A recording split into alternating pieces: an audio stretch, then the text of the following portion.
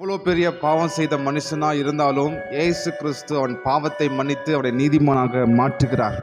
நியாயப்பிரமாண கிரியை ஒரு மனுஷனை பாவியாக மாற்றுகிறது. சுய நீதி அவனை தேவனுக்கு முன்பாக பாவியாக எண்ணப்படுகிறது. ஆனால் கிருபையின் மூலமாக நீதிமானாக்கப்படுகிற மனுஷனை தேவன் ஏற்றுக்கொள்கிறார்.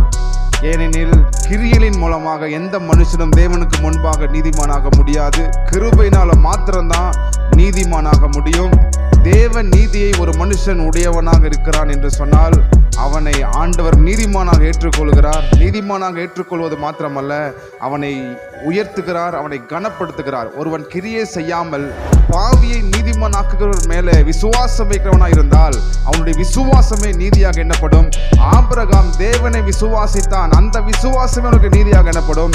இன்றைக்கு நாம் இயேசு கிறிஸ்துவை விசுவாசிக்கிறவர்களாக இருந்தால் அந்த நீதி, அந்த விசுவாசமே நமக்கு நீதியாக எண்ணப்படும்.